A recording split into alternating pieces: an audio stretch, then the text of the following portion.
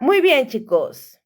Bienvenidos, inquietantes radioescuchas de Perturbador, a una noche donde los límites de lo humano serán puestos a prueba. No hablaremos de historias comunes. No exploraremos los temores que ya conocemos. Hoy nos sumergiremos en un terreno mucho, pero mucho más sombrío.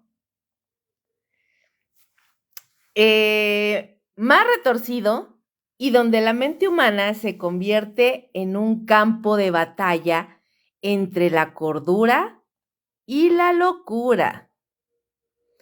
¿Alguna vez se han preguntado hasta dónde puede llegar una persona cuando se le arrastra a la desesperación? ¿Cuánto puede retorcerse el alma de alguien hasta que finalmente pierde toda conexión con lo que consideramos moralidad?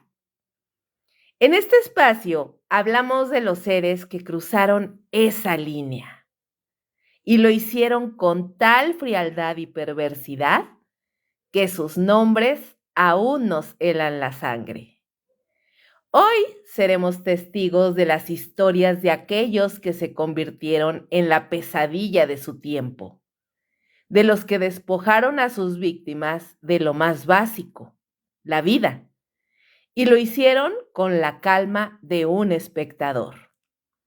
Asesinos despiadados cuya crueldad no tiene justificación ni remordimiento. Esta noche exploraremos un tema que nos confronta con el horror de la naturaleza humana, con los monstruos reales que existen entre nosotros. Y les aseguro, mis chiquitillos, que lo que está por venir no es apto para los débiles de corazón. Así que les pido manténganse atentos, manténganse firmes, porque lo peor aún está por revelarse. ¿Están listos? Comenzamos. Hoy, en Perturbador, crímenes despiadados. Esta noche nos vamos a adentrar en un tema que se esconde entre las sombras más oscuras de la sociedad. Los asesinos despiadados. Seres que han trascendido los límites de lo inimaginable para convertirse en monstruos, no de la ficción, sino de la realidad misma. ¿Quiénes son estos individuos que no sienten remordimiento, que no conocen la compasión y que con su crueldad desafían toda lógica? Bueno, pues esta noche les voy a contar las historias de algunos de los más infames criminales de la humanidad. Hoy les contaré cómo a través de sus crímenes, estos individuos desatan el caos y la paranoia en las sociedades, que a pesar de sus avances se vieron vulnerados ante el horror humano. ¿Qué los llevó a cometer todos estos crímenes? ¿Qué hay en la mente de un asesino despiadado? Bueno, pues prepárense, porque lo que están a punto de escuchar no es solo un relato. Es una puerta que se abre hacia lo más oscuro de nuestra especie. Y si creen que esto es todo, aún queda mucho por descubrir. No aparten sus oídos, no se muevan de sus asientos, porque la noche apenas está por comenzar. ¿Y qué les parece si nos vamos con el primer caso? Así ya, en caliente. Y les voy a hablar de un asesino llamado apodado el Pelón Sobera. Su nombre completo era Higinio Sobera de la Flor y nació en 1928 en la Ciudad de México, en el seno de una familia súper acomodada. Su padre era un inmigrante español que amasó, en serio, una inimaginable y considerable fortuna como empresario en Tabasco. Y su madre era hermana de Noé de la Flor Casanova, que en aquel entonces era gobernador de Tabasco entre los años de 1943 y 1946. Esta familia gozaba de prestigio y muchos recursos económicos, pero Higinio, desde muy temprana edad, empezó a mostrar comportamientos perturbadores y fuera de lo común. Desde niño, Higinio presentaba episodios de risa incontrolable. Escuchaba voces y hablaba solo. Esto hizo que sus compañeros de clase pues, lo empezaran a rechazar y se burlaran de él. Y todo esto, obviamente, todo el bullying agravó su conducta. Fue expulsado del Colegio Franco Español de Xochimilco tras numerosos problemas de comportamiento. En su adolescencia, su familia decidió internarlo en el Hospital Mental de la Floresta, pero Higinio se escapó poco después, dejando claro que no podía ser controlado fácilmente. Además de toda esta inestabilidad emocional, Higinio desarrolló un fuerte interés en las armas. Y esto, por supuesto, pues que sería crucial más adelante, ya que solía aportar una pistola con él, un objeto que hasta cierto punto le daba seguridad y una peligrosa sensación de poder. En los años 50, Higinio cometió su primer asesinato conocido. Hortensia López Gómez era una muchacha que había rechazado las insinuaciones románticas de Higinio. Herido en su orgullo, decidió confrontarla violentamente. En 1952, la forzó a entrar en un taxi bajo amenazas. La llevó a un lugar apartado donde intentó abusar de ella. Hortensia luchó por su vida, lo que por supuesto hizo enojar muchísimo a Higinio, quien terminó disparándole en el rostro. El acto de violencia pues no terminó ahí, ya que Higinio llevó el cuerpo de Hortensia a un hotel donde cometió ni más ni menos que necrofilia. Posteriormente, desechó el cadáver en una barranca en Coajimalpa. Este asesinato evidenció pues no solo su peligroso comportamiento, sino también una mente profundamente perturbada. El segundo crimen de Higinio ocurrió el 11 de mayo de 1952 en la colonia Roma, en la Ciudad de México, durante una especie como de pelea de tránsito o altercado de tránsito. Higinio se puso a discutir con el capitán Armando Lepe Ruiz, que era un militar retirado y tío de la famosa actriz Ana Berta Lepe. La discusión se tornó violenta cuando Higinio sacó su pistola y le disparó 5 veces a Lepe Ruiz frente a varios testigos, matándolo al instante. Luego de cometer el asesinato, huyó en su automóvil. Sin embargo, la matrícula del vehículo permitió a las autoridades identificarlo rápidamente, iniciando una persecución para capturarlo. 2 días después, el 13 de mayo de 1952, la policía lo encontró refugiado en el Hotel Montejo, ubicado en la colonia Anzures de la misma Ciudad de México. Su arresto fue noticia nacional, ya que para entonces se habían vinculado sus crímenes con un comportamiento psicopático bastante inusual. Durante su declaración, Higinio confesó no solo el asesinato del comandante Lepe Ruiz, sino también el de Hortensia López Gómez, detallando sus actos con frialdad, lo que por supuesto horrorizó a los investigadores.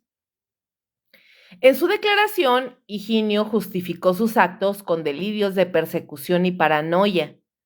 Afirmó que las personas pues se burlaban de él y lo insultaban constantemente, lo que por supuesto pues en teoría lo obligaban a actuar en defensa propia. Este detalle resultó crucial para su juicio. El caso fue dirigido por Alfonso Quirós Cuarón, que en aquel entonces era un criminólogo pionero en el estudio de la mente criminal en México. Quirós Cuarón evaluó a Higinio y concluyó pues que sufría esquizofrenia paranoide. Los médicos del penal de Lecumberri respaldaron este diagnóstico afirmando que Higinio era incapaz de distinguir la realidad de sus alucinaciones. El juicio marcó un precedente en el sistema judicial mexicano, ya que abrió el debate sobre cómo tratar a los enfermos mentales que cometían crímenes. Higinio fue declarado inimputable y condenado a 15 meses en la prisión de Lecumberri, donde permaneció bajo estricta observación psiquiátrica. Posteriormente fue transferido al Hospital Psiquiátrico Samuel Ramírez Moreno, ubicado en Valle de Chalco, donde pasó más de 30 años. Los reportes médicos pues indicaban que su condición mental se mantuvo estable con medicación, pero en realidad nunca mostró, pero para nada arrepentimiento genuino por sus actos. En 1985, Higinio Sobera fue liberado tras cumplir su condena en el hospital psiquiátrico. Para entonces, pues ya era un hombre envejecido y sin ningún recurso monetario, pues su familia había cortado todo vínculo con él. Pasó sus últimos años vagando por las calles de Xochimilco, donde, pues, lamentablemente vivió en la pobreza y el olvido. Este hombre murió en 1992 de causas naturales, dejando detrás de él una historia que aún provoca escalofríos. El caso del Pelón Sobera, chicos, permanece en la memoria colectiva de México como país, como uno de los primeros ejemplos documentados de un asesino con un diagnóstico psiquiátrico. Su perfil criminal ha sido estudiado en criminología y psiquiatría, y realmente su historia ha inspirado películas, programas de televisión y debates sobre la relación entre una enfermedad mental y el crimen.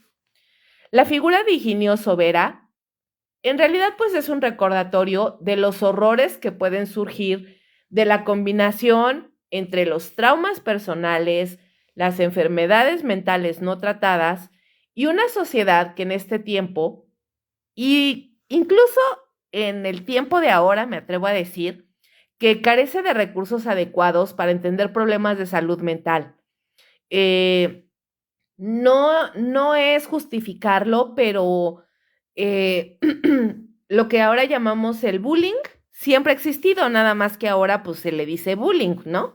Antes pues era un comportamiento totalmente normal, pero siempre ha sido muy dañino, siempre ha causado bastantes traumas en las personas, las burlas, las humillaciones, las vejaciones. Entonces, pues desde siempre ha habido estos problemas y lo seguirá viendo por los siglos de los siglos, pero pues esto es parte de lo que a este hombre, Higinio, le pasó. Fueron tantas las burlas que empezó a crear dentro de él muchísimo odio, coraje contra la sociedad, por el simple hecho de ser diferente, de ser raro, de tener otras aficiones, otros gustos, gustos que estaban fuera de lo común o fuera de lo normal. Entonces, esta es la historia de Higinio Sobera. Y vamos a saludar un poquito a los que van llegando. Hola Ernesto, muy buenas noches. El día de hoy el tema son crímenes atroces. Iván Ortiz, muy buenas noches. Jorge Saldo, muy buenas noches. Fer, ya te había saludado. Edson, buenas noches. José Miguel López, muy buenas noches, bienvenido. No se ve nada, no se ve nada porque es programa de radio. Alejandro Ortiz, perdón, ojitos, te escucho entonces, pero te digo, no te enojes. Ay, no, eso no me lo pidas. Ya sabes que soy bien enojona, pero bien enojona. Raúl Fernández, muy buenas noches. Mario Alberto Gómez, muy buenas noches. Martín, muy buenas noches. Ya te había saludado, Martín. Digo, Juan Martín. Bueno, chicos, ¿qué les parece si seguimos? ¿Qué les parece este crimen? Apenas vamos light, ¿eh? Vamos de menos a más. Para mi gusto, los últimos son los mejores, pero ustedes vayan ahí en sus comentarios. Ya saben que cada vez que terminamos un bloque, trato de leerlos y saludarlos a los más que puedo y contestar las mayores preguntas y comentarios que me hacen, pero aquí los leo, chicos. Iván, ¿entonces son casos reales? Sí, claro. En Perturbador siempre hablamos de casos reales. Ya en las emisiones generalmente del sábado, que es la hora macabra, ahí hablamos un poco más como de cosas no te voy a decir que no tan reales, pero que no hay tanta prueba, ¿sabes? Pero estos que estamos tratando hoy son crímenes y criminales totalmente reales que sucedieron, ¿va? Mario, muy tranquila la historia. Sí, vamos tranquis. Pero ahí va uno muy famoso. Para los que no son de México, el caso anterior era mexicano de hace muchos, muchos años. Pero ahí viene otro que es impresionantemente famoso en México. Yo creo que no hay absolutamente nadie mexicano que no haya escuchado por lo menos esta historia alguna vez, porque incluso hasta película hay de esto. Así que paren oreja, porque vamos a hablar de las famosísimas poquianchis. ¿Quién ha escuchado acerca de las poquianchis? Ay, escríbanmelo en los comentarios. Les voy a contar. Las poquianchis es el apodo que se le dio a unas hermanas que se llamaba Delfina, María de Jesús, Carmen y María Luisa González Valenzuela. Ellas crecieron en El Salto, Jalisco, durante los primeros años del siglo XX. Ellas fueron nacidas en una familia pues marcada por la violencia, el fanatismo religioso y la pobreza. Su infancia en realidad estuvo plagada de experiencias traumáticas que moldearon sus personalidades y posiblemente también moldearon su posterior comportamiento criminal. Isidro Torres, el padre de estas mujeres, era un policía retirado que trabajó para el régimen porfirista. Era un hombre alcohólico y muy abusivo. En realidad ese hombre no dudaba en usar la violencia tanto en su trabajo como en su casa. Estas niñas crecieron viendo cómo su papá torturaba y ejecutaba personas, lo que les generó una temprana exposición al sufrimiento humano. Su carácter impositivo y tiránico, pues reprimió a estas chicas en sus años de formación, creando en ellas un resentimiento muy profundo hacia las figuras de autoridad y la sociedad en general. Bernardina, que era la mamá de estas muchachas, era el contraste en cuanto a métodos, pero no en intensidad. Esta señora era fanática religiosa. Imponía una estricta moralidad a sus hijas, castigándolas físicamente, por lo que consideraba ella pecados.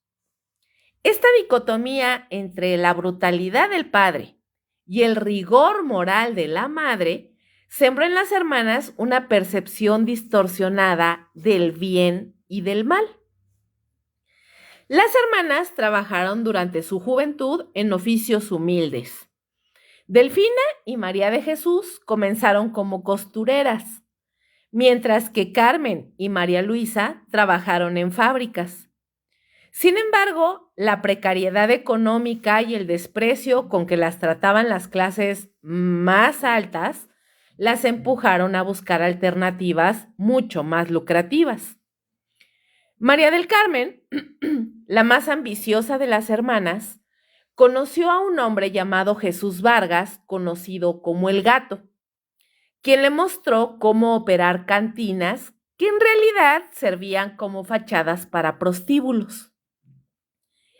Carmen se convirtió en socia y amante de este señor, aprendiendo los métodos para captar mujeres y administrarlas bajo amenazas y violencia.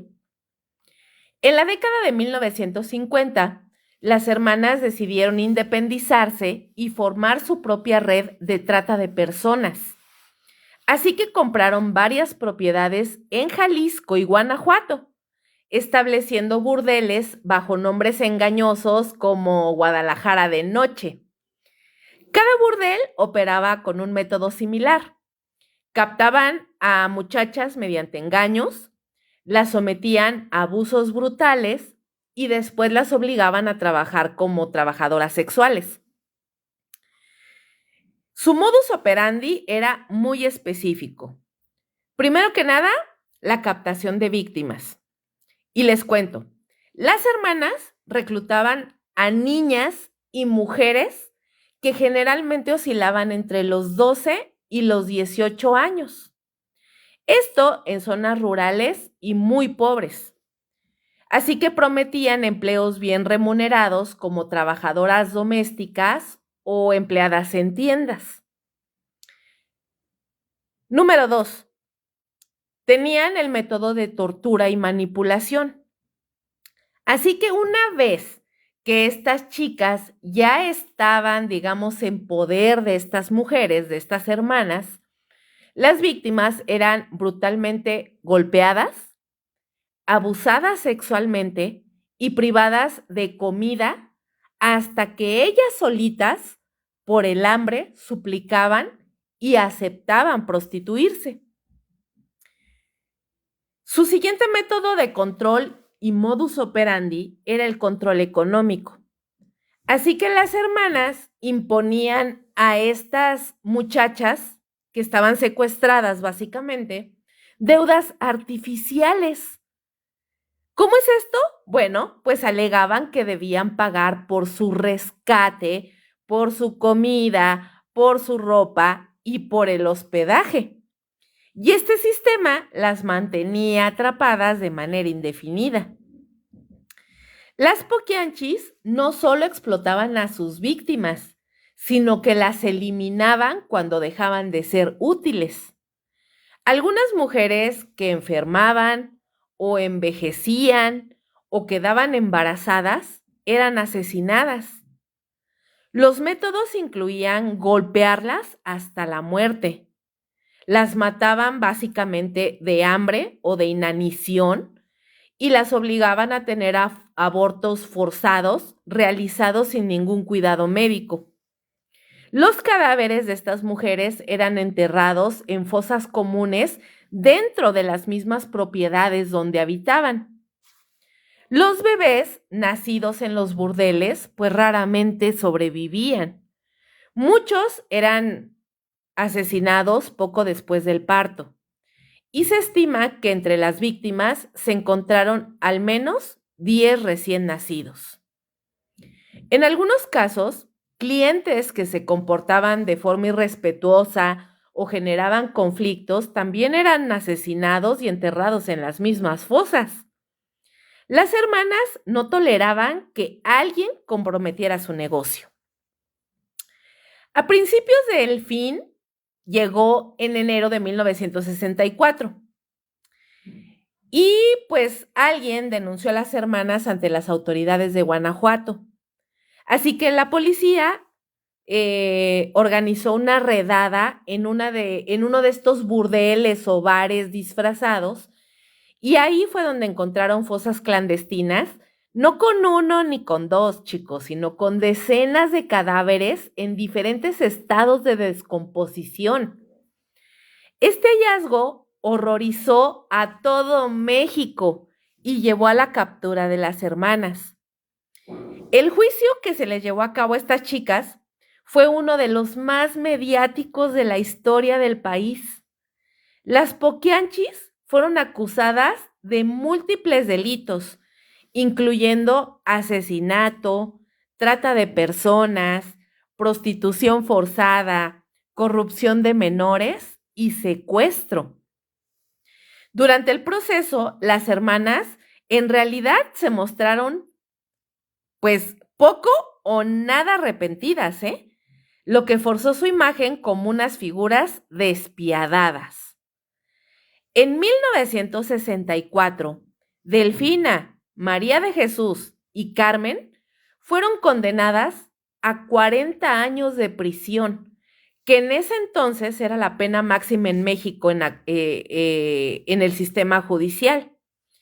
Por otro lado, María Luisa evitó la prisión al ser declarada mentalmente incompetente, pero murió poco después en circunstancias poco claras. Al decir circunstancias poco claras en México, sin duda alguna, alguien en alguna parte cobró venganza por propia mano y se la chingó. Así de fácil.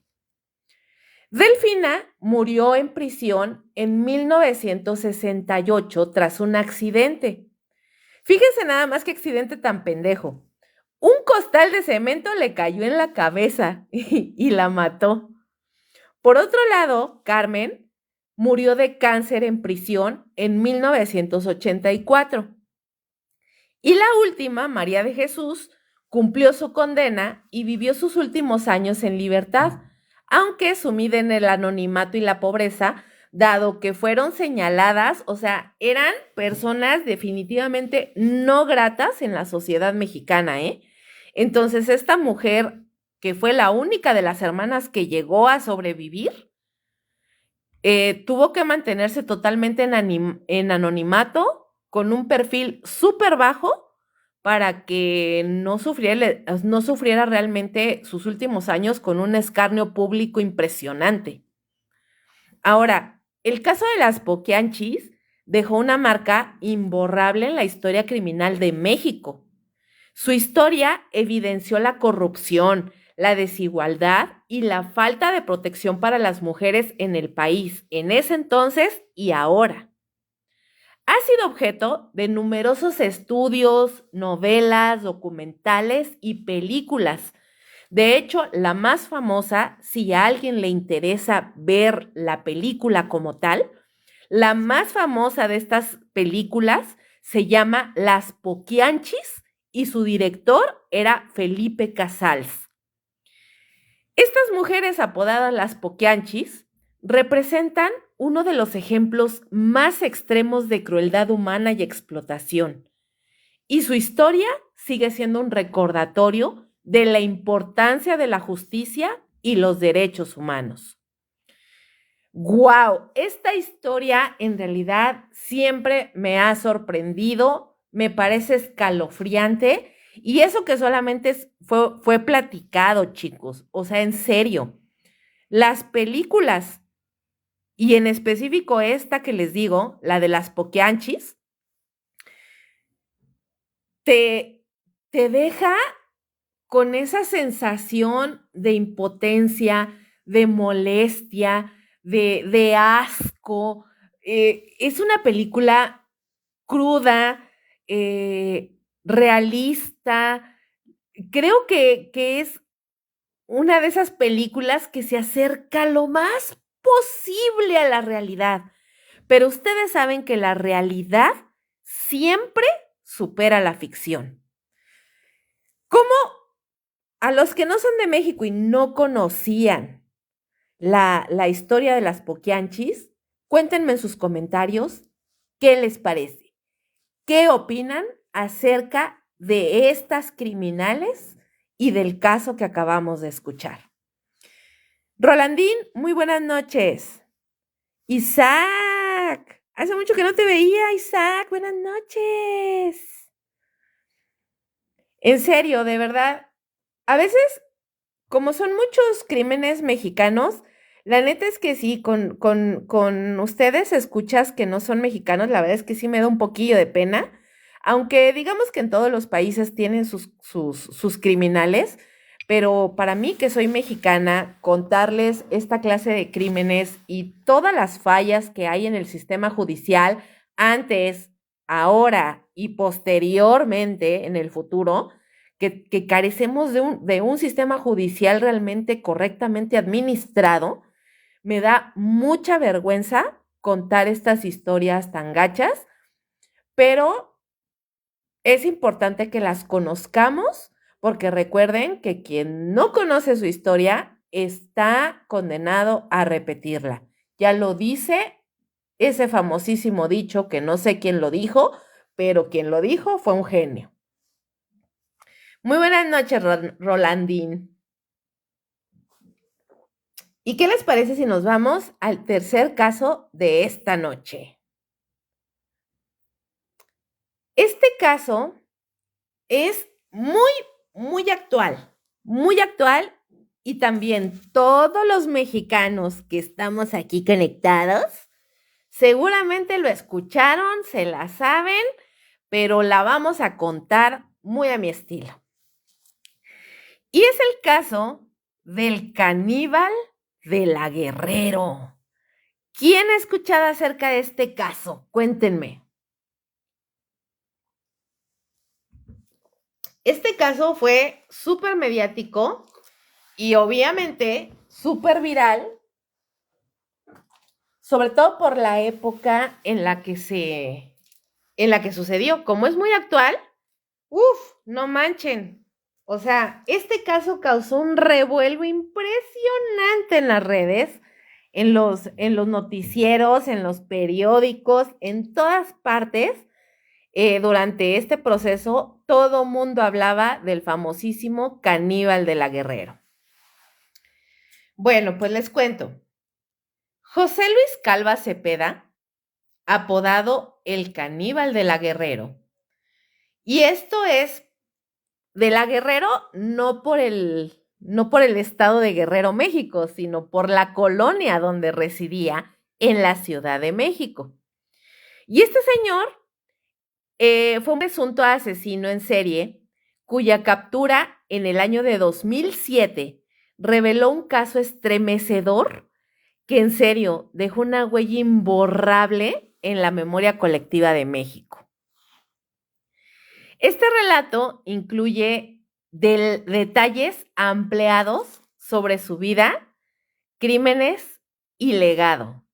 Así que pongan mucha, pero mucha atención. José Luis Calva nació el 20 de junio de 1969 en una familia bastante numerosa de la Ciudad de México. Su infancia fue un periodo, como en casi todos estos casos de personas, de criminales, vivió en una familia que estuvo llena de abusos, de pérdidas y de negligencias que moldearon su mente hacia una mente fragmentada y muy violenta. Primero, este niño sufrió la muerte de su papá cuando apenas tenía 2 años. Su papá falleció repentinamente, dejando a la mamá a cargo de 6 hijos. La situación económica de la familia, por supuesto, se deterioró rápidamente, lo que sumió a los niños en un entorno de pobreza. El segundo detalle o situación infame en su vida es el abuso materno. María del Carmen, que era la mamá, era muy severa y autoritaria. Ella tenía episodios de violencia que incluían castigos físicos y maltrato emocional. Además, frecuentemente llevaba a hombres a su casa, exigiendo que los niños lo llamaran papá. La tercera circunstancia que sufrió este niño fue el abuso sexual. A los 7 años de edad, José Luis fue víctima de abuso sexual por parte de un conocido de la familia. Este evento traumático, por supuesto que lo marcó profundamente, contribuyendo a su posterior desconexión emocional y desarrollo de pensamientos violentos. Número 4. Sufrió rechazo social, porque desde niño este chamaquito mostraba dificultades para socializar. Era muy retraído, los niños lo acosaban en la escuela y pues empezaba a mostrar tendencias hacia el aislamiento. Los primeros años de su vida establecieron las bases de una personalidad compleja, con rasgos narcisistas y antisociales. Pese a estos problemas, José Luis desarrolló una pasión impresionante por la literatura. Encontró en los libros, digamos que un refugio, pero los libros que leía eran pues temas oscuros, filosóficos y relacionados con el poder. Sin embargo, pues esta inclinación pronto se distorsionó y sus escritos reflejaron obsesiones macabras y violentas. Aunque en realidad no se tiene un registro claro de cuándo comenzaron los asesinatos de José Luis, las investigaciones posteriores sugieren que pudo haber matado mucho antes de ser descubierto. Su modus operandi implicaba manipular y someter a sus parejas sentimentales, especialmente mujeres que se encontraban en situaciones vulnerables. Uno de los casos de Higinio fue Alejandra Galeana Garavito, que era una mujer de 32 años, mamá de 2 niños, y ella se dedicaba a ser enfermera. Ella fue la última pareja de José Luis y un día desapareció en octubre de 2007 y obviamente su desaparición alertó pues a la familia de Alejandra, quienes denunciaron su ausencia ante las autoridades. Los agentes de la policía siguieron pistas que los condujeron al departamento de José Luis en la colonia Guerrero, justamente. El 8 de octubre de ese mismo año, la policía ingresó al departamento de José Luis, encontrando una escena que en realidad parecía extraída de una película de terror. Escuchen bien. Primero, adentro del departamento encontraron restos desmembrados. Adentro de un closet había un torso humano envuelto en plástico negro. Las pruebas de ADN confirmaron que pertenecía justamente a Alejandra. Segundo, canibalismo, porque en el refrigerador del departamento había restos humanos, incluidos huesos y tejidos. Sobre la estufa, los oficiales de policía encontraron un sartén que contenía carne humana frita acompañada de limón y especias. También encontraron escritos perturbadores, ya que encontraron manuscritos y notas que contenían relatos de violencia, asesinatos y antropofagia. Uno de estos textos, titulado Instintos caníbales o 12 días, parecía describir de forma literal cómo consumía la carne de sus víctimas. Al percatarse de la presencia de los policías, José Luis intentó escapar queriendo saltar por el balcón, pero resultó herido al caer y fue arrestado de manera inmediata. Después de su detención, los investigadores revelaron conexiones entre José Luis y otros casos de mujeres desaparecidas o asesinadas. El primer caso era de una trabajadora sexual. Resulta que en 2004, los restos desmembrados de una mujer fueron encontrados en circunstancias muy similares. José Luis había sido visto como acompañante de la víctima días antes de su muerte. El caso número 2 es el de una exnovia, ya que una de sus antiguas parejas también apareció muerta y descuartizada. Testigos afirmaron que José Luis tuvo un comportamiento controlador y agresivo con ella durante su relación. Y aunque se sospechaba que podía estar relacionado con otros casos, las pruebas en realidad nunca llegaron a ser concluyentes. Los análisis psiquiátricos describieron a José Luis Calva como un hombre narcisista, egocéntrico y muy manipulador. Sus acciones denotaban una desconexión emocional total con sus víctimas, a quienes veía realmente como objetos para satisfacer sus impulsos. Sus crímenes reflejaban un deseo de ejercer un poder absoluto sobre sus parejas, incluso después de muertas. Calva en su momento soñó con ser un escritor famoso. Muchos de sus textos eran intentos de racionalizar o incluso glorificar sus actos, combinando reflexiones filosóficas con descripciones gráficas de violencia. El 11 de diciembre de 2007, a poco más de 2 meses de su arresto, José Luis Calva Cepeda fue encontrado muerto en su celda en el reclusorio Oriente. Según las autoridades, se había suicidado colgándose con un cinturón atado a la regadera de su celda.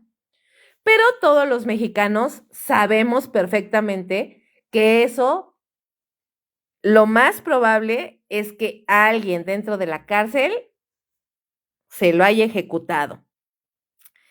Ahora, sin embargo, la familia de José Luis expresó dudas, sugiriendo que pudo haber sido asesinado por presos o incluso por personal del penal. Y obviamente, pues estas dudas, todo mundo las tiene.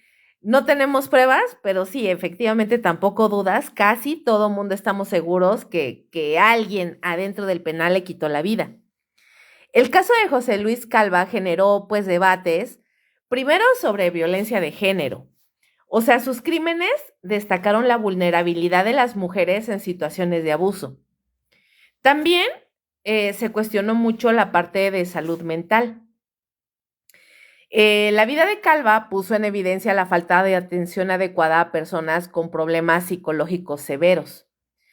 Y tercero, muy importante también, el sistema judicial, porque su caso expuso deficiencias en la investigación y prevención de los crímenes en México. La figura del caníbal de la Guerrero ha inspirado documentales, libros y análisis criminológicos. Su historia es un recordatorio de los horrores que pueden surgir de la combinación de traumas no tratados, desequilibrios mentales y una sociedad bastante, pero bastante indiferente. ¿Qué les parece este caso?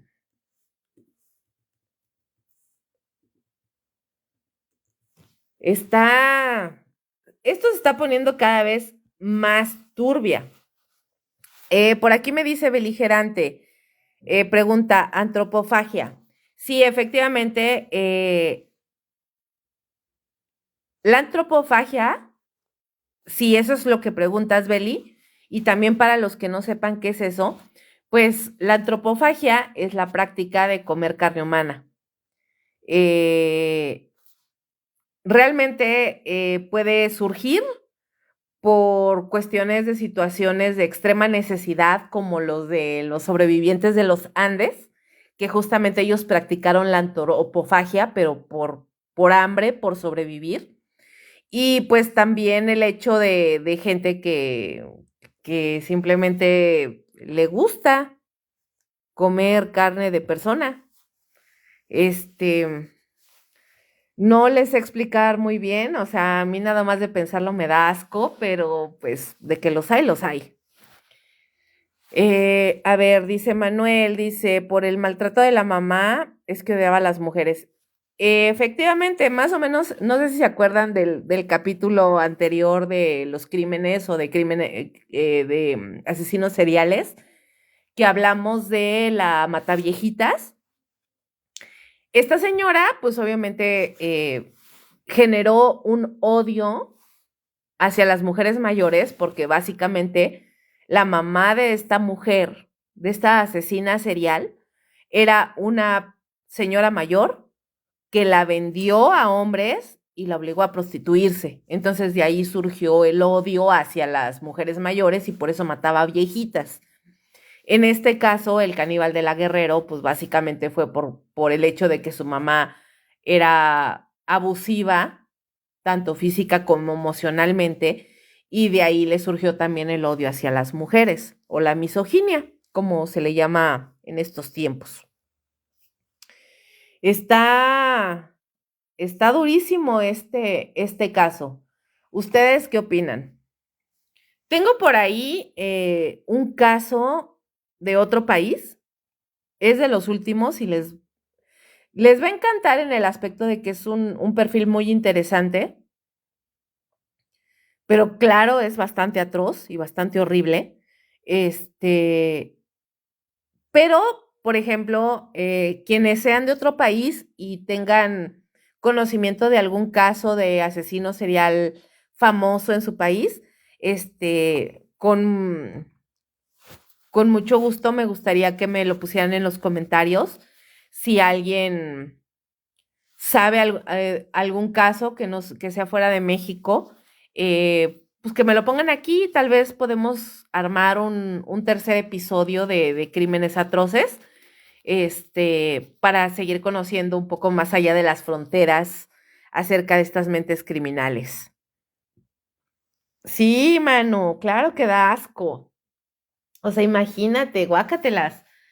Este, dato curioso, no sé si sea bueno que lo diga, pero yo he leído que dicen que la carne humana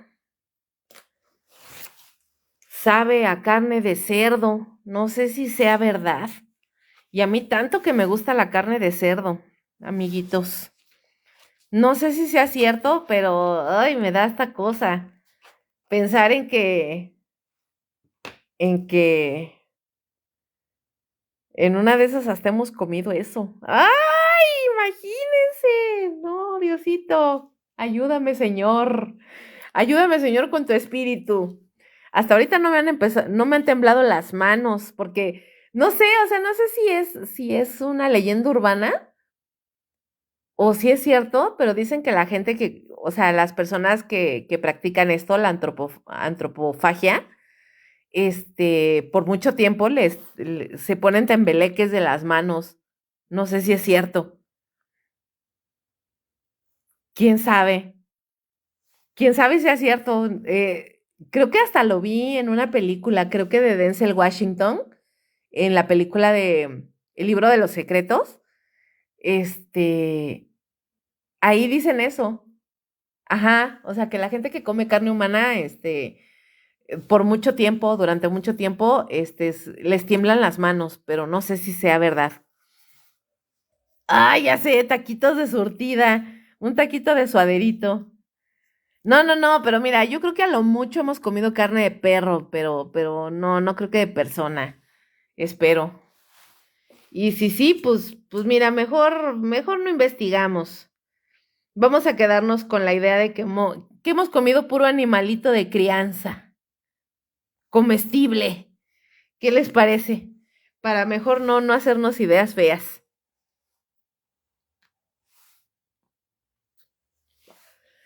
Bueno, vámonos al tercer caso de la noche.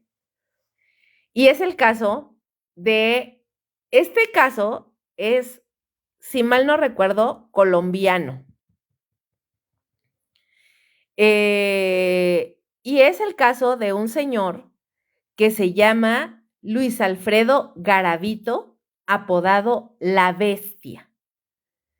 Y fue apodado así por la monstruosidad de sus crímenes, porque es uno de los asesinos en serie más infames de la historia contemporánea. Ahora, para comprender mejor la magnitud de su maldad, es importante que profundicemos aún más en la biografía de este tipo, las circunstancias que lo rodearon y los detalles de sus crímenes y las consecuencias de estos actos. Luis Alfredo Garavito nació el 25 de enero de 1957. Esto en Génova, Quindío, que es una pequeña ciudad en Colombia. Sus primeros años estuvieron marcados por la pobreza extrema y el abuso dentro de su familia, lo que en realidad fue clave para la formación de su personalidad trastornada. Primero, violencia paterna, porque desde su infancia, Garavito vivió en un lugar violento. Su padre, llamado Manuel Antonio Garavito, era un hombre alcohólico y agresivo que maltrataba tanto a su esposa como a sus hijos. Este ambiente de violencia constante afectó profundamente a Luis Alfredo y a sus hermanos. La madre de Alfredo Garavito se llama Rosadelia Cubillos. A pesar de ser también, pues, víctima de violencia, en realidad esta señora, pues, nunca hizo nada para frenar los abusos, lo que de alguna manera generó un sentimiento de impotencia y abandono en Luis. También sufrió abuso sexual infantil, ya que a los 6 años, Garavito fue víctima de abuso sexual por parte de un vecino. Este evento afectó profundamente su mente y pues de alguna manera se considera que fue uno de los factores más críticos que influyó en su desarrollo posterior como, como un asesino en serie. Algunos psicólogos y criminólogos creen que la experiencia de abuso sexual infantil fue básicamente el catalizador que inició su obsesión con el control y el poder sobre otros, especialmente sobre niños. Número 3. Sufrió negligencia materna y falta de afecto, porque mientras su papá era agresivo con su mamá, aunque no abusiva de manera directa, pues en realidad no proporcionaba a Garavito el afecto y el cuidado que necesitaba. La falta de atención y de un modelo positivo como figura paterna contribuyó a su desconexión emocional. Garavito sentía pues que nadie lo protegía ni le brindaba amor, lo que lo llevó a desarrollar una creciente desesperación y resentimiento hacia la sociedad. Desde una edad muy temprana, este niño mostró tendencias sádicas, lo que es indudablemente una característica de muchos asesinos en serie, porque se dedicaba a maltratar animales, lo que es signo inequívoco y claro de psicopatía. Estos comportamientos de crueldad hacia los animales son conocidos como indicadores tempranos de un futuro comportamiento agresivo y homicida. Debido a la naturaleza del hogar en el que vivía y la pobreza que sufría, Garavito realmente nunca recibió la oportunidad de desarrollarse o desarrollar su infancia de manera plena. No solo carecía de afecto y educación adecuada, sino que también fue marginado en la escuela. Las dificultades escolares y la falta de habilidades sociales lo hicieron más vulnerable a sentirse rechazado, lo que contribuyó a sus fantasías violentas. A pesar de su situación, Garavito intentó vivir una vida relativamente normal durante su adolescencia.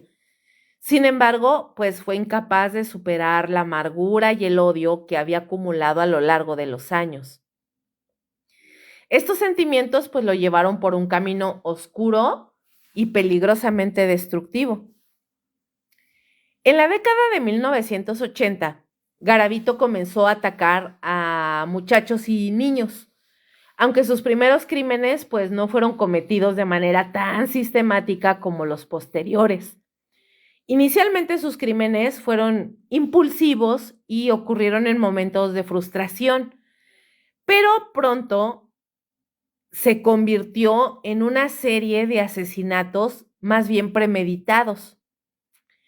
A medida que Garavito comenzó a desarrollar su patrón de crímenes, se empezó a dar cuenta de que podía tener acceso a los niños mediante engaños y manipulación. Muchas veces se hacía pasar por una figura de autoridad como un sacerdote, un profesor o un vendedor ambulante, ganándose así la confianza de los niños. Garavito se convirtió en un maestro del engaño, porque utilizaba su capacidad para manipular y controlar a las personas, especialmente a sus víctimas más vulnerables, que eran los niños. A lo largo de su carrera como asesino en serie, Garavito atacó principalmente a niños de entre 6 y 16 años.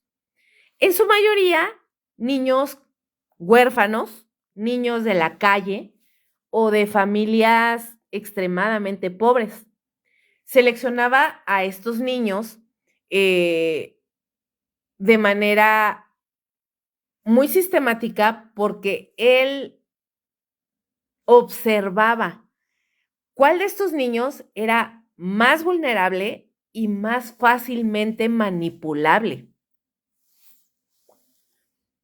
Ahora, para ganarse la confianza de sus víctimas, Garavito utilizaba un sinfín de técnicas.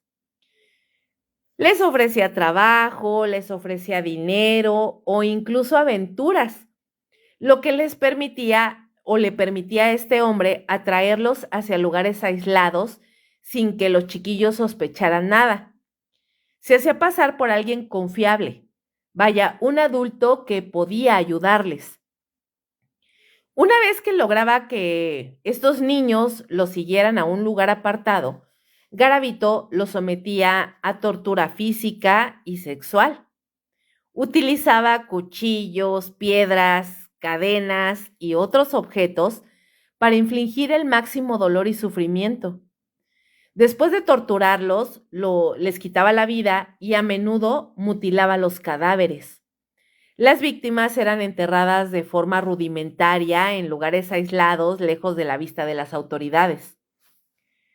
La frialdad y la ausencia de remordimientos eran un factor muy básico en Garavito. En muchas ocasiones, incluso se jactaba de sus crímenes y se sentía superior a los demás. Según su confesión, disfrutaba viendo el sufrimiento de las víctimas, especialmente porque creía que tenía el control sobre sus vidas. Durante la década de 1990, Garavito aumentó la frecuencia de sus víctimas, convirtiéndose en un asesino en serie altamente peligroso. En total, se estima que Garavito le quitó la vida a más de 190 niños, aunque algunos informes sugieren que la cifra podría ser mucho mayor. Garavito cometió sus asesinatos principalmente en las regiones rurales de Colombia, donde los niños eran más vulnerables y difíciles de rastrear. Muchas de sus víctimas fueron asesinadas en áreas apartadas y solitarias. A lo largo de los años, este hombre modificó sus métodos, pero siempre utilizaba la tortura y la mutilación como parte esencial de sus crímenes. En algunos casos llegaba a decapitar a sus víctimas y enterrarlas de forma poco profunda, lo que por supuesto facilitaba su descubrimiento más tarde. Durante años, Garavito pudo cometer estos crímenes sin ser detectado. Las autoridades no lograron identificar un patrón claro y los casos de los niños desaparecidos, pues en realidad no fueron correlacionados hasta que la situación se empezó a tornar insostenible. En 1999, Garavito fue finalmente detenido, aunque no fue debido a un trabajo de investigación excepcional, sino a un descuido de su parte. Garavito fue arrestado después de que intentó atacar a un niño, pero fue interceptado por la policía. Durante su arresto se encontraron pruebas cruciales que lo vinculaban con la desaparición y asesinato de al menos 140 chavitos. Tras su arresto, Garavito confesó los crímenes con una frialdad aterradora. En su confesión, describió los detalles de sus asesinatos, sus métodos e incluso la manera en que se sentía al matar a sus víctimas. Garavito también proporcionó información sobre los lugares donde había enterrado a las víctimas, lo que permitió a las autoridades localizar algunos de los cadáveres. También la policía encontró pruebas documentales que vinculaban a Garavito con los asesinatos, incluyendo fotografías de sus víctimas, objetos robados y hasta una lista con el nombre, edad y descripción de cada niño que había matado. Garavito fue juzgado en 1999 y condenado a... Escuchen esto, o sea, les va a volar la cabeza. Fue condenado a más de 1,800 años de prisión. Sin embargo, debido a las leyes colombianas de la época, pues obviamente es absurdo que le dicten una sentencia así. Entonces, en aquel entonces, la condena máxima era de 40 años. El caso causó indignación, evidentemente no solo en Colombia, sino en todo el mundo. A pesar de la magnitud de sus crímenes, y esto me da mucho coraje, Garavito pudo obtener una reducción en su sentencia debido a que cooperó con las autoridades durante el proceso de investigación y proporcionó detalles sobre los asesinatos. En años recientes ha surgido el debate sobre si este tipo debería ser liberado antes de cumplir su condena completa, debido a la posibilidad de obtener libertad condicional bajo las leyes de Colombia. Esto, lógicamente, ha generado una gran controversia y muchos colombianos exigen que Garavito permanezca en prisión por el resto de su vida, literalmente hasta que se muera, que se pudre en la cárcel ese asqueroso. O sea, ¿y cómo es posible? Y esto no es un caso exclusivo de Colombia. En México pasa, o sea, personas que cometen crímenes terribles, es increíble que salgan bajo libertad condicional cuando deberían pudrirse literalmente en la cárcel. El caso de Garavito dejó una marca indeleble en la sociedad colombiana y en el mundo, no solo por la brutalidad, sino también por las implicaciones sociales y psicológicas que planteó. Garavito se convirtió en el símbolo de los horrores que pueden surgir del abuso infantil y de las fallas de la sociedad para proteger a los niños. La historia de la bestia sirve como recordatorio de las cicatrices emocionales que puede dejar el abuso en un niño y de la importancia de intervenir temprano para prevenir la violencia. Su caso sigue siendo un tema de estudio en criminología y psicología, y su historia ha sido objeto de numerosas investigaciones y documentales, muchos de los cuales siguen examinando la mente de uno de los asesinos más despiadados de la historia. ¡Guau! Con este asesino, o sea, cada vez se va poniendo peor la cosa, chiquillos. A ver, vámonos a los comentarios. Dice Charlie, estaba pensando en ese caso de los perdidos de los Andes. Si estuvieras allí, ¿no utilizarías esos cuerpos muertos para alimentar? O sea, a ver, Charlie, sí, por supuesto que sí. O sea, obviamente estos chicos uruguayos que tuvieron este accidente en los Andes, no pueden ser juzgados por haberse comido a los pasajeros muertos, porque básicamente de eso dependió su supervivencia. El humano tiene ese instinto, al igual que los animales. Tenemos el instinto de supervivencia. Y con tal de preservar tu vida, eres capaz de eso y más. No solo de comer personas o cadáveres, sino de comer tu excremento, tu orina. En casos muy extremos, el humano y los animales son capaces de incluso comerse a sí mismos con tal de no morir. Ahora, si es catalogado como antropófago, claro que sí. O sea, si bien por el contexto no pueden ser juzgados por ese crimen, definitivamente cualquier persona que se coma a su propia especie, definitivamente es un antropófago. Ahora, ojo, una cosa, fíjense bien, y esto es un dato interesante. Un antropófago es alguien que se come un humano, pero ya muerto.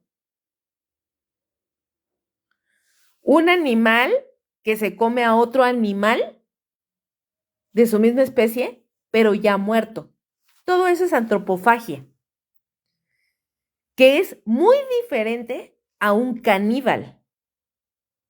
Un caníbal o el canibalismo es el acto de comerte a otro ser humano vivo.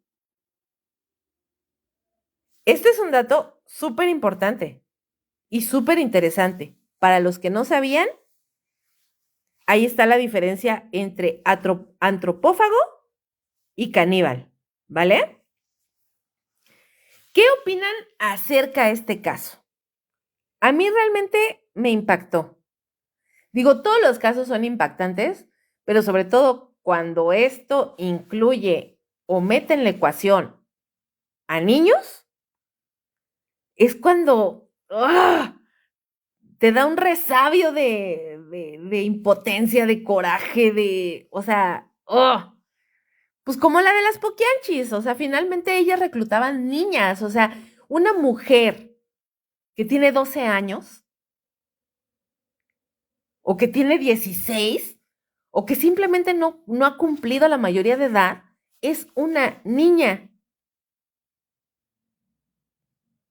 Y cuando metes en la ecuación esto, cuando metes en la ecuación a la población vulnerable, que son mujeres, niños y adultos mayores, todavía te da más coraje. O sea, es un condimento al crimen todavía. O sea, agrava todavía más la situación y el sentimiento de coraje, impotencia, asco y repudio a este tipo de crímenes.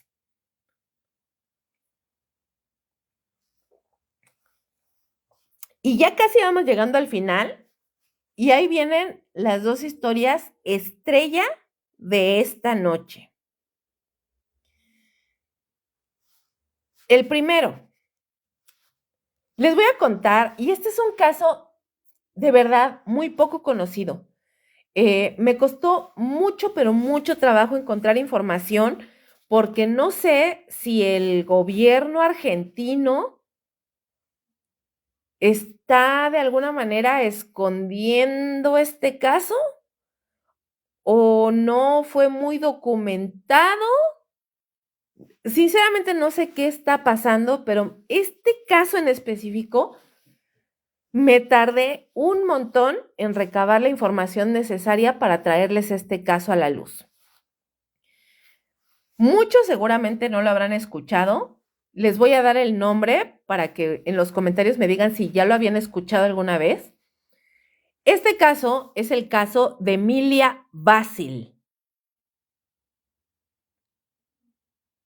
Y es un caso argentino. Y ahí les va la historia. El caso de Emilia Basil es uno de los más macabros, pero más macabros en la historia del crimen en Argentina. Conocido por su brutalidad y la frialdad con la que esta mujer cometió el asesinato. La historia de Emilia, que era básicamente una inmigrante libanesa, es una tragedia que refleja tanto la desesperación de una vida marcada por problemas familiares y económicos, como por la capacidad humana para llevar los conflictos internos hasta el extremo de la violencia más absoluta. Emilia Basil nació en 1911 en el Líbano, Beirut, en un contexto marcado por las dificultades económicas y sociales de ese país. La familia Basil, como muchas otras en esa época, enfrentaba pues la pobreza extrema y pues en busca de una vida mejor, Emilia decidió emigrar a América Latina. En la década de los años 40, arribó a Argentina con la esperanza de encontrar un futuro más prometedor. Como muchas mujeres inmigrantes de aquella época, Emilia comenzó a trabajar en varios oficios, uno de ellos en el ámbito gastronómico, lo que la llevó a abrir su propio restaurante en Buenos Aires. El restaurante de Emilia estaba situado en la avenida Garay y rápidamente se convirtió en un lugar de paso frecuente, no solamente para quienes querían disfrutar de la comida, sino también para los hombres solitarios, en su mayoría trabajadores, que buscaban un lugar donde cenar a buena hora. Allí, Emilia se encargaba de la cocina y en algunos casos también ofrecía compañía y un espacio para compartir. Fue en ese entorno donde conoció a un hombre llamado José Petriela, que era un hombre que se convertiría en la víctima de uno de los crímenes más escalofriantes de la historia de Buenos Aires y de Argentina en general. José Petriela era un hombre de mediana edad, de origen italiano, que frecuentaba el restaurante de Emilia desde ya mucho tiempo atrás. Según testigos, José Petriela era un hombre bastante simpático que a menudo se sentaba en una mesa solitaria pidiendo el menú del día y platicando con Emilia. Al principio, la relación entre ambos, pues en realidad era meramente profesional, entre la dueña del restaurante y un comensal. Pero con el tiempo, Emilia comenzó a sentir una especie de atracción por él. Sin embargo, la relación fue mucho más que una simple amistad. Emilia, quien ya arrastraba pues una serie de problemas personales y financieros, comenzó a volverse dependiente emocional de José. A pesar de que Emilia estaba casada con un hombre con el que no compartía una buena relación, la relación con José Petriela parecía pues ser una especie de escape para ella. La desesperación por salir de su situación económica y emocionalmente asfixiante, pues la llevó a intentar encontrar en José Petriela algo más que una simple compañía. Sin embargo, José, por su parte, pues en realidad no parecía tener una visión romántica de la relación. Se conocía que era pues un hombre bastante distante y aunque seguía frecuentando el restaurante y en más de una ocasión pasaba el tiempo con Emilia, realmente las intenciones de José pues no eran nada románticos, simplemente una simple amistad. Y lo que comenzó como una amistad o una relación casual, Emilia de cierta forma la fue tornando en algo más complejo. Emilia, inmersa en un mundo de frustraciones y deseos insatisfechos, comenzó a percibir a José Petriela como una salida a su situación desesperada. Sin embargo, para José, la relación era pues solo una forma de tener compañía y disfrutar de las comodidades de un restaurante donde le ofrecían comida buena, a buen precio y buena compañía y plática simplemente. La noche del 24 de marzo de 1973 marcó el trágico desenlace de esta relación. Emilia Basil, cansada de la vida que llevaba y de los problemas que arrastraba, tomó la decisión de acabar con la vida de José Petriela. Según la declaración de la misma Emilia durante el juicio, ella se encontraba muy afectada por la indiferencia de él hacia sus sentimientos y por las constantes tensiones en su vida personal y económica. Esa noche, Emilia invitó a José a cenar en su restaurante como de costumbre. Sin embargo, cuando llegaron a un acuerdo para hablar sobre la relación, Emilia, en un arranque de furia, lo atacó, utilizando sus propias manos. Lo estranguló hasta matarlo. El asesinato fue tan impulsivo, fue un acto de violencia que Emilia terminó justificando como una forma de liberación de sus propios demonios internos. Después de matar a José, Emilia no mostró ningún arrepentimiento. En lugar de sentirse abrumada por el horror de lo que había hecho, lo que hizo a continuación todavía fue peor y más macabro. En un impulso aún más perturbador, esta mujer decidió cortar el cuerpo de José en partes, lo hirvió en una olla dentro de la cocina de su restaurante y pues en su mente loca la idea era desaparecer la evidencia de su crimen y la frialdad con la que lo llevó a cabo dejó a los investigadores perplejos. ¿Y cómo no? El crimen no pasó desapercibido durante mucho tiempo, porque a pesar de los esfuerzos que Emilia hizo por ocultar el cadáver, la denuncia de una vecina comenzó a percibir, que realmente ella comenzó a percibir un olor feo y nauseabundo desde el restaurante, pues fue el primer indicativo que alertó a las autoridades. La vecina, preocupada por la peste y el mal olor que emanaba de la cocina de Emilia, decidió avisar a la policía. Cuando los agentes llegaron al restaurante de esta señora, en un intento de ocultar su crimen, les ofreció una versión falsa de los hechos. Sin embargo, los investigadores, pues pronto comenzaron a descubrir detalles como que no encajaban en su relato. La situación de la vecina, sumada a los informes sobre la falta de presencia de José Petriel en los últimos días, obligó a la policía a investigar más a fondo. Finalmente, al revisar la cocina del restaurante, los investigadores encontraron restos humanos y la escena se convirtió rápidamente en una pesadilla para los oficiales. Emilia fue arrestada y llevada a juicio. Durante las investigaciones, ella confesó el crimen sin mostrar remordimiento. Cuando se le preguntó por qué lo había hecho, Emilia simplemente respondió: lo hice y lo volvería a hacer 1,000 veces.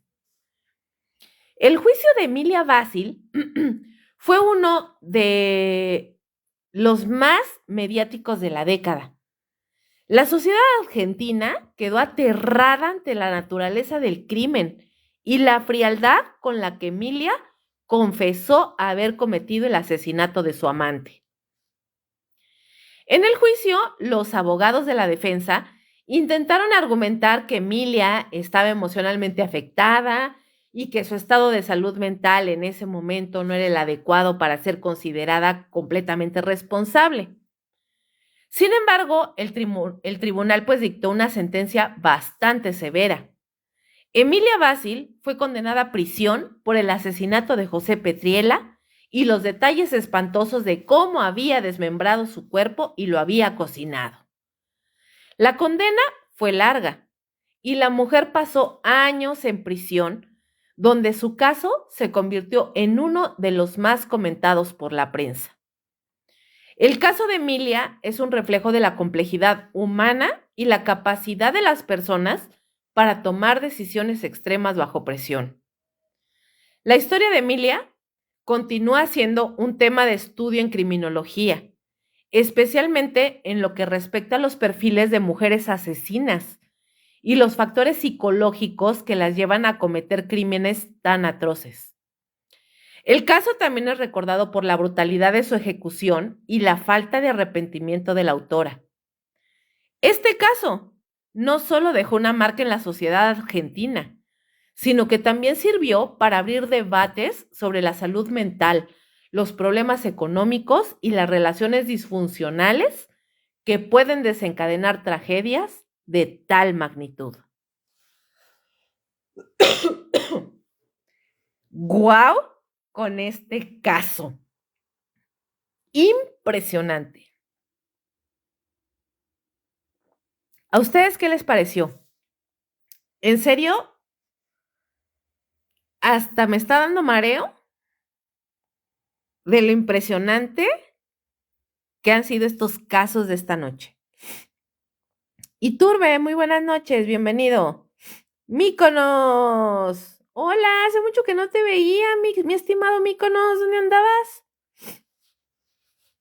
Beligerante, la enfermedad mental es un mal mucho más profundo, daño desde la niñez, totalmente cierto. Ay, chiquillos, pues no sé qué decir, creo que para este crimen no hay palabras, pero si este caso les pareció aterrador, el último caso de la noche los va a dejar con el ojo cuadrado.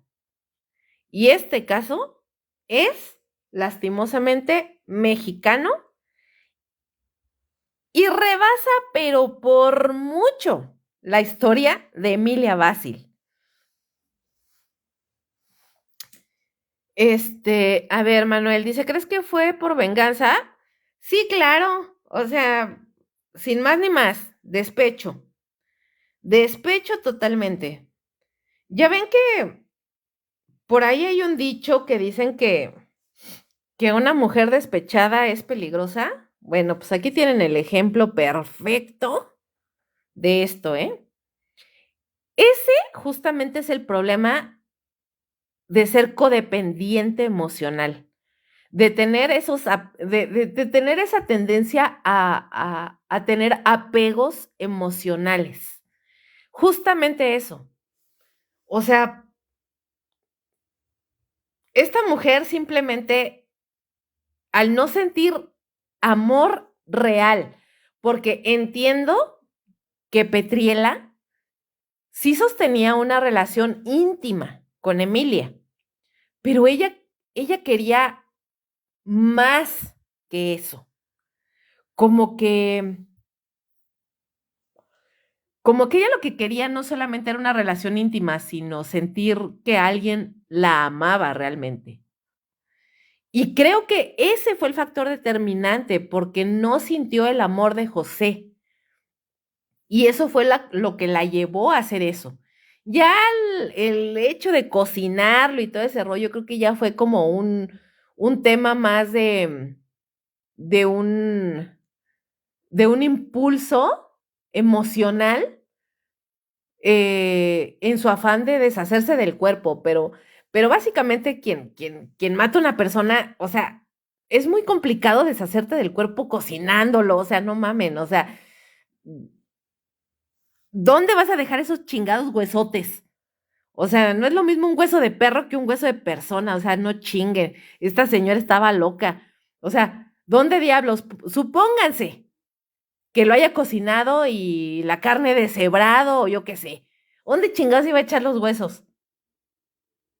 O sea, esos pinches huesos, ¿qué? O sea, ni modo que no se fueran a dar cuenta un día que esos huesos eran humanos. O sea, también la doña enloqueció totalmente.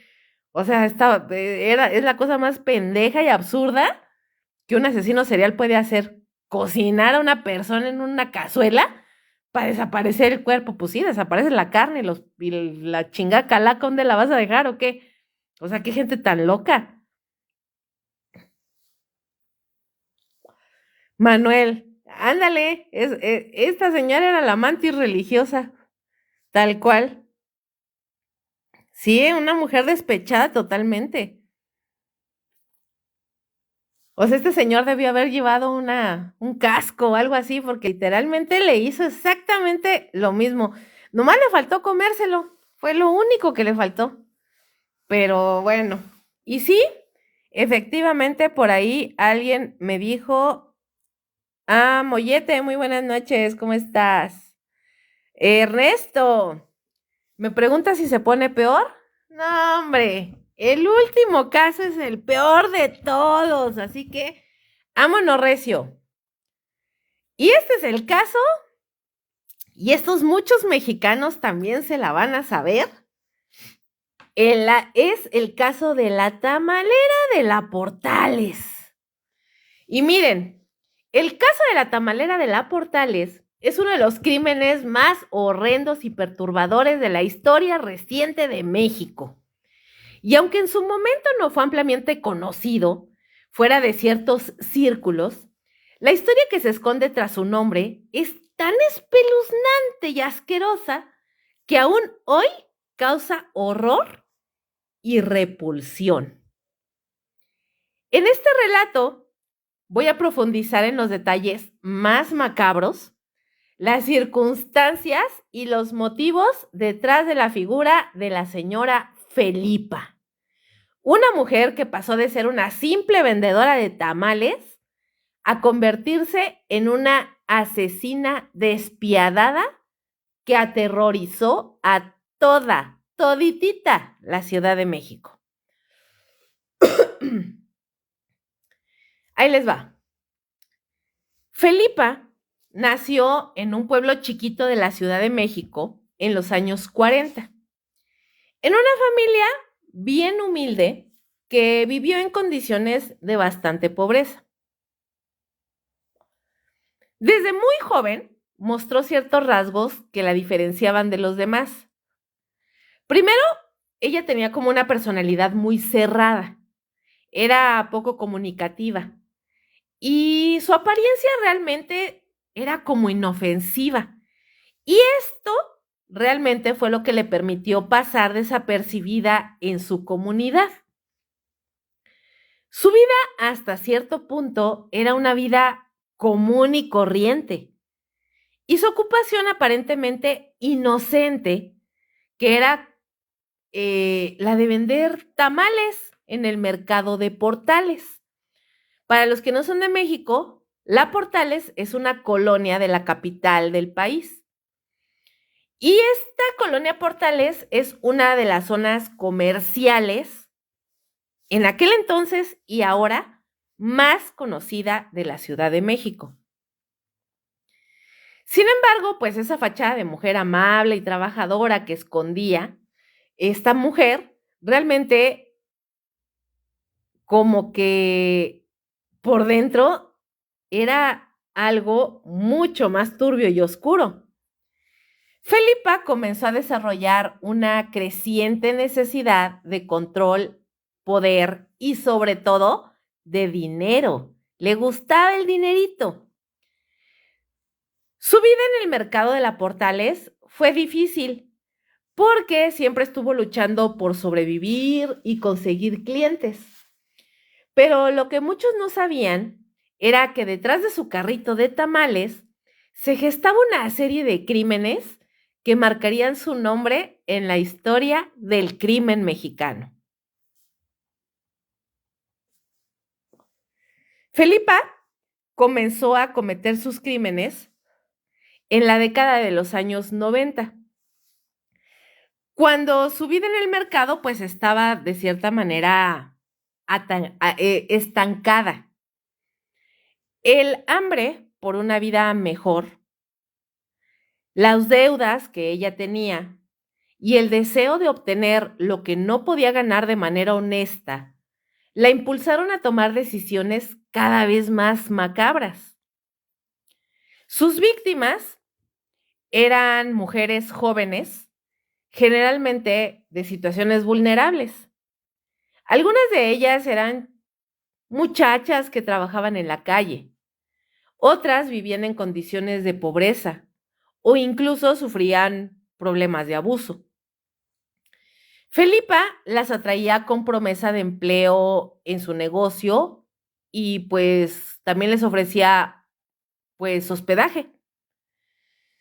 Su papel como vendedora de tamales de alguna manera pues le daba una imagen confiable, por lo que las mujeres en realidad no sospechaban nada extraño al acercarse a la señora.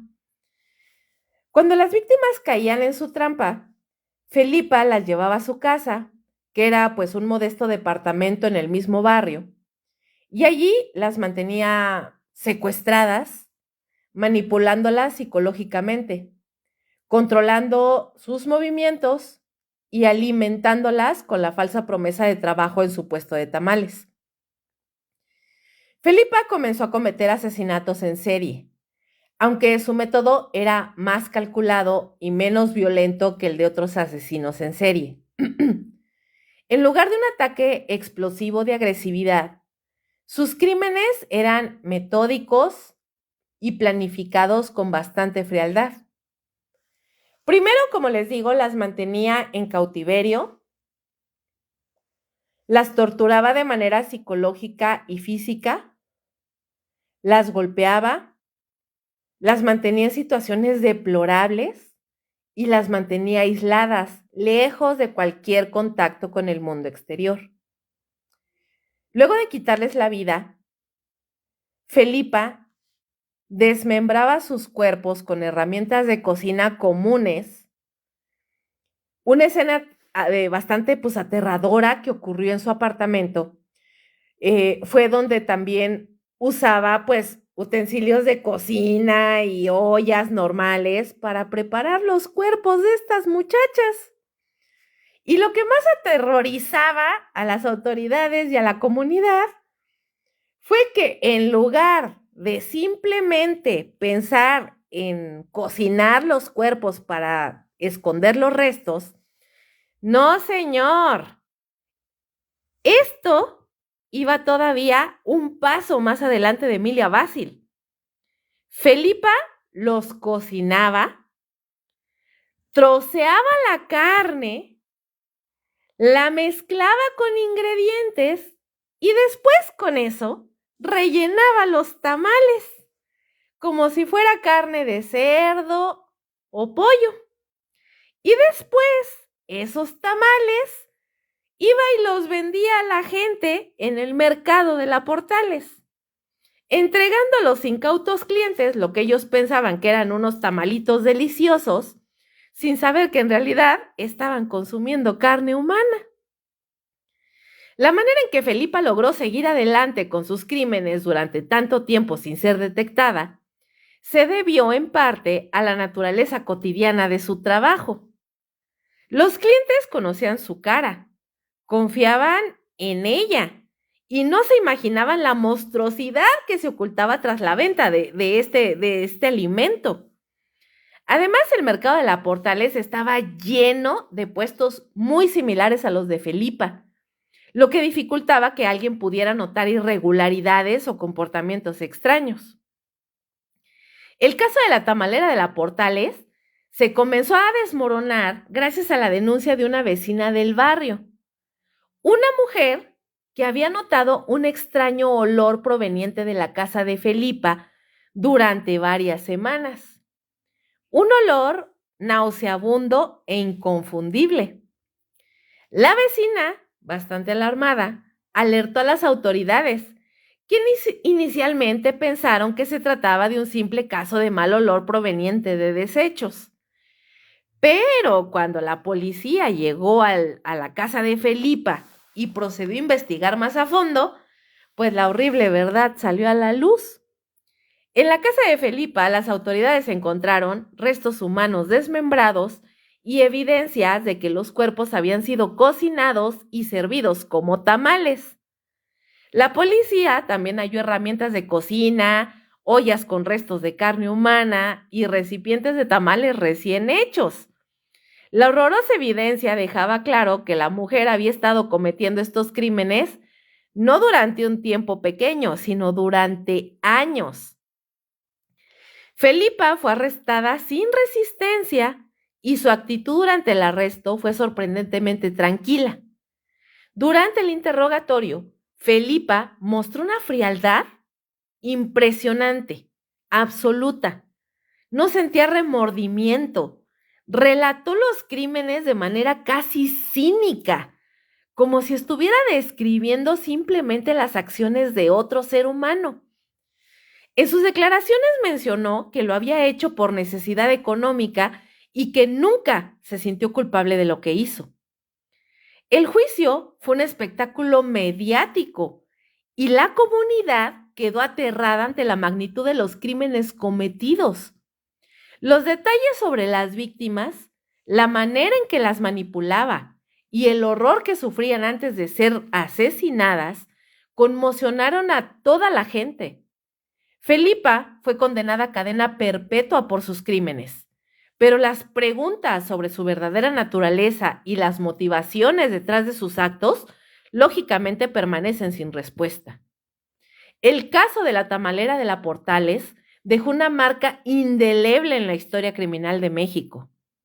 La historia de Felipa, chicos, se convirtió en una advertencia sobre las profundidades a las que puede llegar la desesperación de una persona y la monstruosidad que puede esconderse detrás de la gente que menos te imaginas.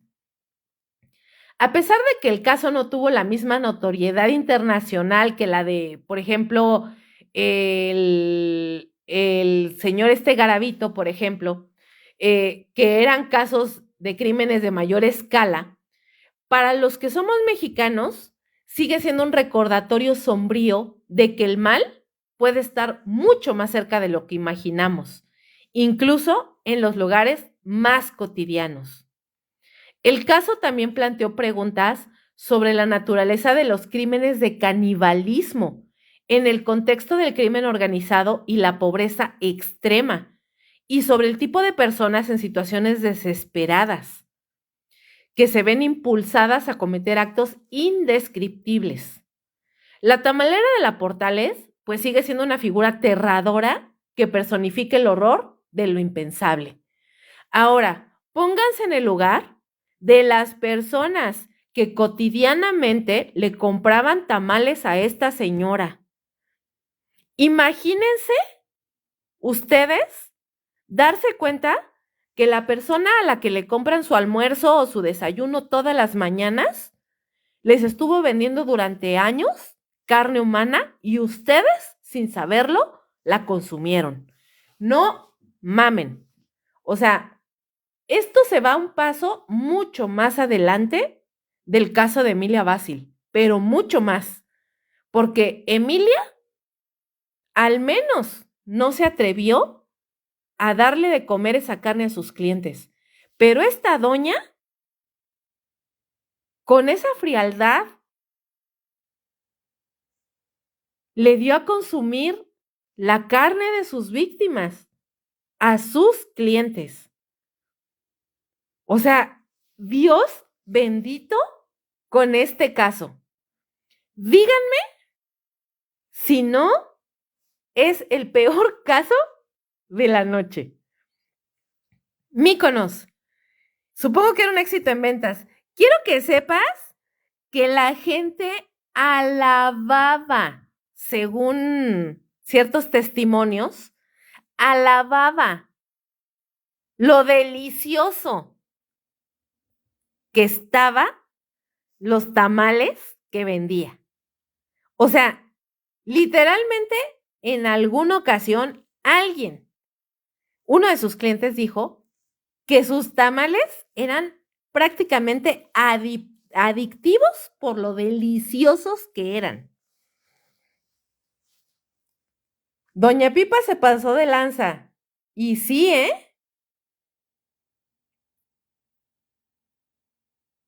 No, no manches. O sea, esta doña tenía su provisión de carne infinita.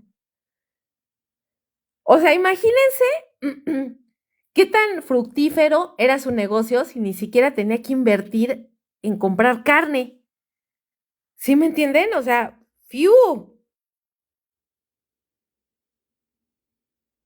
Pues sí, yo quiero pensar que por eso mataba mujeres, ¿eh? O sea, no dudo ni tantito eso que dices, Manuel, y esa teoría de que la carne humana, específicamente de una mujer, es más suave. ¡Qué barbaridad! Pero bueno, chiquillos, hemos llegado al final de esta emisión de Perturbador, donde hoy hemos explorado los oscuros y perturbadores relatos de crímenes despiadados que sinceramente nos han mostrado las profundidades más aterradoras de la naturaleza humana. Hemos recorrido esta noche historias que nos estremecen y nos hacen reflexionar sobre lo frágil de la vida y lo insondable que puede llegar a ser el alma humana. Recuerden que, como siempre, pues no dejemos o no debemos bajar la guardia ante lo que parece inofensivo, pues lo más oscuro puede estar al acecho, camuflajado entre lo cotidiano. Así que me despido por esta noche, pero no olviden que los horrores nunca se apagan.